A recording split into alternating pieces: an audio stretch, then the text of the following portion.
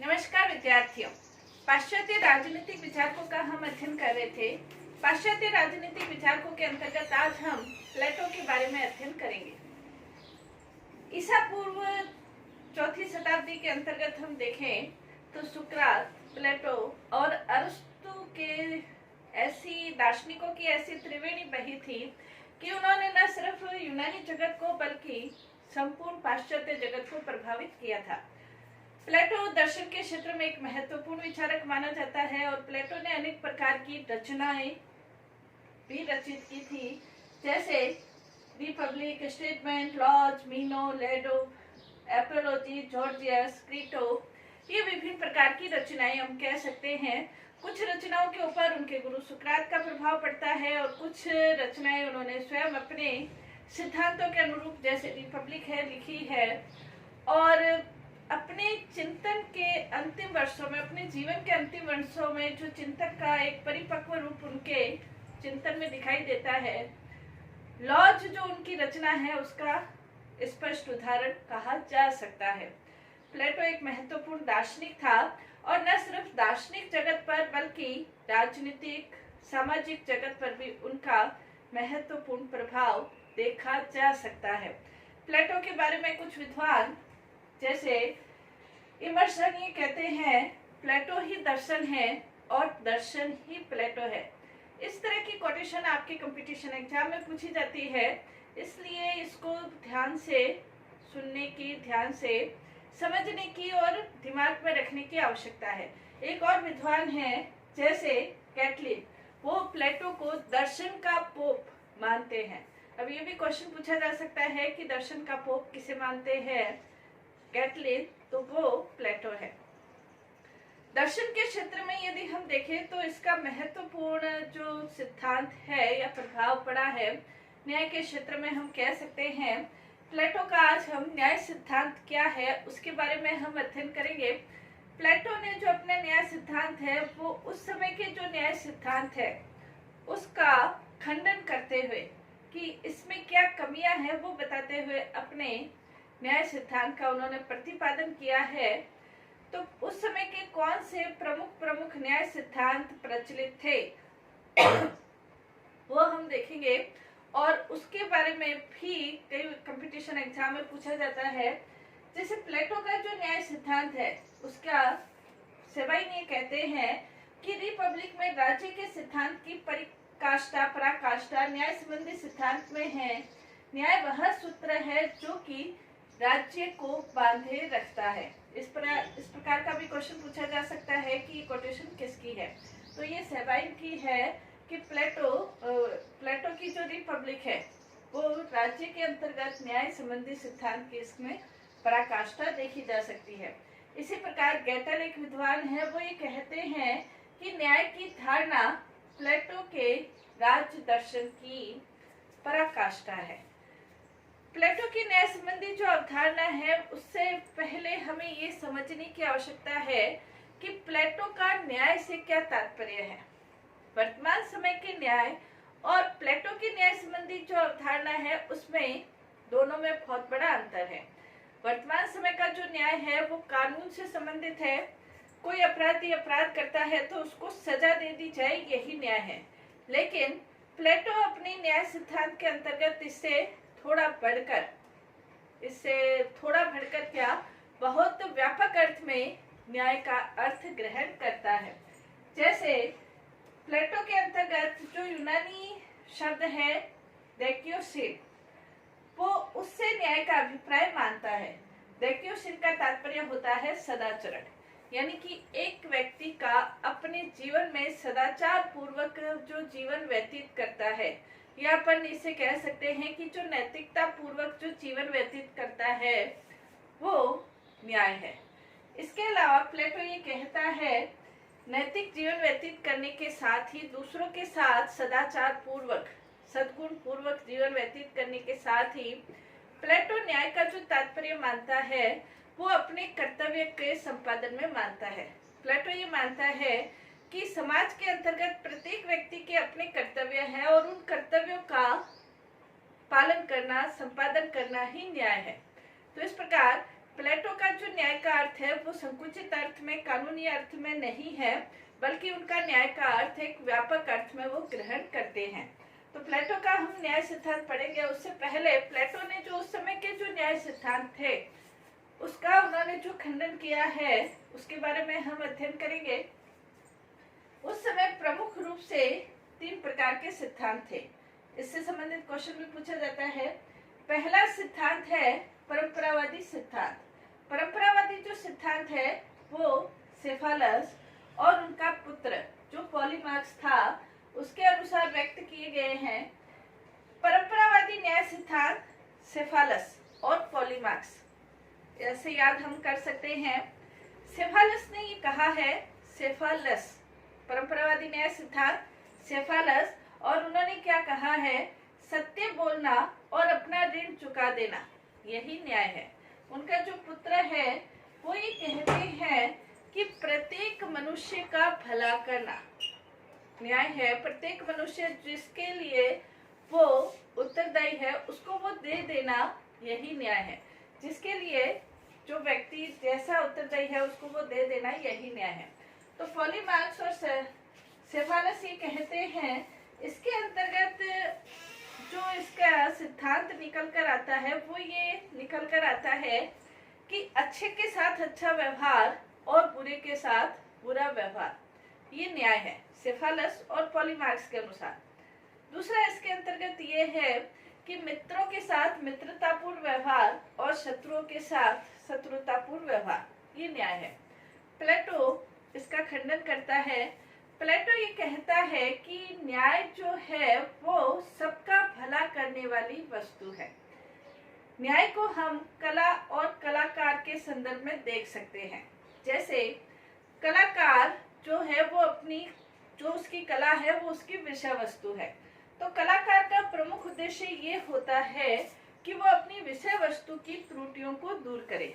जैसे वो उदाहरण देते हुए समझाते हैं कि जैसे एक डॉक्टर है तो डॉक्टर कलाकार है और उसका जो रोगी है वो उसकी विषय वस्तु यानी कि कला है। तो रोगी को ठीक करना ये कलाकार का मुख्य उद्देश्य है। कलाकार ये नहीं कहता कि उसका जो रोगी है वो रोगी बना रहे। इसी प्रकार जो शिक्षक है वो कलाकार है, उसका जो विद्यार्थी है वो उसकी कला है। कहने का तात्पर्य यह है कि शिक्षक अपने विद्यार्थियों की त्रुटियों को दूर करता है। वो ये नहीं देखता कि इसकी जो त्रुटियां हैं वो पड़ी रहें। वैसे ही शासन भी एक कला है और जो उसकी विषय वस्तु है वो शासन है, मतलब उसके लोग हैं। तो सभी लोगों का भला करना, सभी लोगों की त्रुटियां दूर करना, उसके दुखों को दूर करना, ये प्रत्येक शासन का कर्तव्य है। तो न्याय का ये तात्पर्य ये है कि वो सबके साथ भला करता है, ये किसी व्यक्ति विशेष के साथ भला नहीं करता। प्लेटो का ये तात्पर्य है। दूसरा वो ये कहते हैं कि शत्रुओं के साथ बुरा व्यवहार, मित्रों के साथ अच्छा व्यवहार करना। लेकिन ये हमें कैसे पता चलेगा कि कोई व्यक्ति मित्र है या कोई व्यक्ति शत्रु है? प्लेटो ये कहता है कि कई व्यक्ति मित्रों का मुखौटा ओढ़ लेते हैं, तो ऐसे मुखौटे ओढ़े हुए व्यक्तियों को पहचानना बहुत मुश्किल हो जाता है। इसलिए सबके साथ भला व्यवहार, अच्छा व्यवहार करना चाहिए, यही वास्तव में न्याय है। दूसरा वो ये कहते हैं कि यदि हम बुरे व्यक्तियों के साथ बुरा व्यवहार करते भी है तो उनकी जो स्थिति है वो दिन प्रतिदिन और गिरती जाएगी। जब दिन प्रतिदिन उनकी स्थिति गिरती जाएगी तो क्या न्याय ये है? क्या न्याय ये है कि दूसरे व्यक्तियों के साथ हम बुरा व्यवहार करके उनकी स्थिति को और ज्यादा खराब कर दे, या न्याय ये है कि हम उनकी स्थिति को ऊंचा उठाए? तो प्लेटो ये कहता है, क्योंकि प्लेटो न्याय का तात्पर्य सदाचार, भलाई, आदर्श इसके संदर्भ में लेता है, इसलिए वो ये कहता है कि सभी के साथ अच्छा व्यवहार, श्रेष्ठ व्यवहार करना ये न्याय है। दूसरा उन्होंने ये कहा कि न्याय के अंतर्गत ये है कोई व्यक्तिगत चीज नहीं है, न्याय एक सार्वजनिक चीज है। तो जब सार्वजनिक चीज है, व्यक्तिगत चीज नहीं है, दो व्यक्तियों का आपसी संबंध नहीं है, तो हम अच्छे के साथ अच्छा व्यवहार या बुरे के साथ बुरा व्यवहार करें, ये वास्तव में न्याय नहीं है। सबका भला हो, ये वास्तव में न्याय है। फिर उसने ये कहा कि सत्य बोलना हर परिस्थिति में सही सिद्ध नहीं होता। सत्य बोलकर हमेशा न्याय नहीं होता। कई बार आप अपने सत्य बोलकर अपने देश की जानकारी प्रदान कर देना हमेशा न्याय नहीं होता। तो प्लेटो ने उस समय सेफालस और उनके पुत्र पॉलीमार्क्स का जो न्याय सिद्धांत था, परंपरावादी सिद्धांत, उसका खंडन किया। उसके बाद उसने उस समय का जो न्यायवादी सिद्धांत था, उग्रवादी सिद्धांत, जिसे कि थ्रेसिमेकस ने बताया था, और उसका ये तात्पर्य था कि शक्तिशाली का हित ही न्याय है। दूसरा उन्होंने ये बताया कि अन्याय न्याय से श्रेष्ठ है। तो उसने पहला जो उसका सिद्धांत था कि शक्तिशाली का हित ही न्याय है, उसके अंतर्गत थ्रेसिमेकस, उग्रवादी सिद्धांत थ्रेसिमेकस, परंपरावादी सिद्धांत सेफालस, उग्रवादी थ्रेसिमेकस। तो थ्रेसिमेकस ने यह बताया था कि शक्तिशाली का हित ही न्याय है। जैसे शासन के अंतर्गत जो शासन है वो शक्तिशाली है, तो शासन की कानूनों का पालन करना, आदेशों का पालन करना, यही व्यक्ति का कर्तव्य है। और व्यक्ति, शासन ने जैसा आदेश दे दिया, व्यक्ति को उन आदेशों का पालन करना ही होगा। ये थ्रेसिमेकस ये कहते हैं, चाहे राजतंत्रात्मक शासन व्यवस्था हो, चाहे कुलीन तंत्र हो, चाहे एक तंत्र हो, कैसी भी शासन व्यवस्था हो, उन शासन व्यवस्थाओं के अंतर्गत जो राजा आदेश देता है, उन आदेशों का पालन व्यक्ति को करना ही होता है। इसलिए शक्तिशाली का हित ही न्याय है। दूसरा उन्होंने कहा कि अन्याय न्याय से श्रेष्ठ है। वो ये कहते हैं कि एक तरफ अन्यायी व्यक्ति है, एक तरफ न्यायी व्यक्ति है। यदि दोनों पार्टनर है तो ज्यादा लाभ की संभावना जो अन्यायी व्यक्ति है उसके साथ रहेगी, अन्याय की संभावना ज्यादा रहेगी। इसलिए वो ये कहते हैं कि जो अन्यायी व्यक्ति है वो लाभ प्राप्त कर सकता है। ये जो प्लेटो है वो इन सिद्धांतों का खंडन करता है। वो ये कहता है कि शासन का उद्देश्य अपना भला करना नहीं होता, यानी कि जो शक्तिशाली का हित है वो न्याय का उद्देश्य नहीं होता। न्याय का उद्देश्य सर्वजन भलाई होता है, और शासन एक कला की तरह है, और शासन का उद्देश्य भी यही है कि वो सभी लोगों की भलाई करे, वो अपनी भलाई नहीं करता। दूसरा उन्होंने ये कहा कि जो अन्यायी है वो न्याय से श्रेष्ठ नहीं है। जो न्यायी है वो ही बुद्धिमान है, वो ही शक्तिशाली है, और वो ही सुखी है। बुद्धिमान इस तरीके से है क्योंकि वो अपनी सीमाओं को जानता है। शक्तिशाली इस तरह से है कि वो सिद्धांतों का पालन करता है। सिद्धांतों का पालन शक्तिशाली ही कर सकता है। तीसरा उन्होंने बताया क्योंकि वो सद्गुणों का विकास करता है, सद्गुणों के अनुसार चलता है, इसलिए वो सुखी है।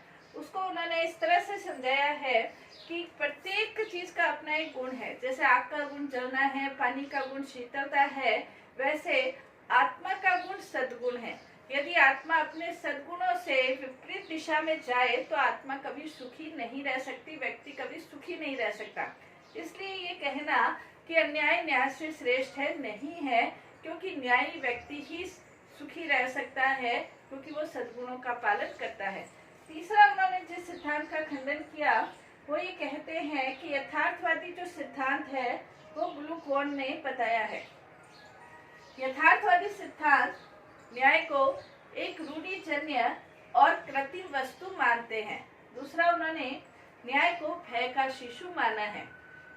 इसके अंतर्गत उन्होंने जो ग्लूकोन है यथार्थवादी सिद्धांत का वर्णन करते हुए वो ये कहते हैं कि प्राकृतिक अवस्था थी, प्राकृतिक अवस्था के अंतर्गत तीसरा जो सिद्धांत इसका था यथार्थवादी सिद्धांत जो कि ग्लूकोन ने बताया था, वो ये कहते हैं कि प्राकृतिक अवस्था थी, प्राकृतिक अवस्था के अंतर्गत जो अवस्था थी वो ये थी कि जो व्यक्ति थे वो कोई भी व्यक्ति किसी के साथ अन्याय करता था, कोई भी व्यक्ति खुद भी अन्याय का वो भागीदार बन जाता था। इसके अंतर्गत ये व्यवस्था थी प्राकृतिक अवस्था के अंतर्गत कि लोगों ने मिलकर आपस में समझौता किया और कुछ रूढ़ियां बनाई, कुछ कानून बनाए और उन कानूनों का पालन करने लगे और यही न्याय था। वो ये ग्लूकोन ये कहता है कि ये जो अवस्था थी कि अन्याय करते रहो बिना किसी दंड के, ये प्रकार की अवस्था सबसे सुखद अवस्था थी और बिना किसी प्रतिकार के अन्याय को सहन करते रहो, ये सबसे दुखद अवस्था थी। तो सबसे सुखद और सबसे दुखद इन दोनों अवस्थाओं के बीच जो समन्वय की स्थिति थी वो न्याय है। किसने कहा था? ग्लूकोन ने कहा था। प्लेटो इस प्रकार की व्यवस्थाओं का खंडन करता है। प्लेटो ये कहता है कि जो न्याय है वो भय का शिशु नहीं है, बल्कि न्याय एक स्वतः स्फुरित अवधारणा है। व्यक्ति कानूनों का पालन इसलिए नहीं करता क्योंकि कानूनों से डर है, और यदि न्याय डर के आधार पर कानूनों का पालन किया जाए तो वास्तव में न्याय नहीं है। दूसरा, उन्होंने ये बताया कि न्याय कोई बाहरी वस्तु नहीं है कि समझौते के आधार पर न्याय का निर्माण हुआ हो। न्याय बाह्य वस्तु नहीं बल्कि अंतर्मन की आत्मा की वस्तु है। ये आत्मा की एक नैसर्गिक आवश्यक वस्तु है। तो प्लेटो ने ये बताया था कि न्याय भय का या कमजोर की आवश्यकता नहीं बल्कि आत्मा का एक स्वाभाविक गुण है। प्लेटो की जो न्याय अवस्था है उस समय के जो सिद्धांत है उसका उन्होंने खंडन करते हुए अपने न्याय सिद्धांत के बारे में बताया है। प्लेटो ने स्वयं अपने न्याय सिद्धांत के बारे में क्या बताया है वो अपन नेक्स्ट क्लास में अध्ययन करेंगे। धन्यवाद।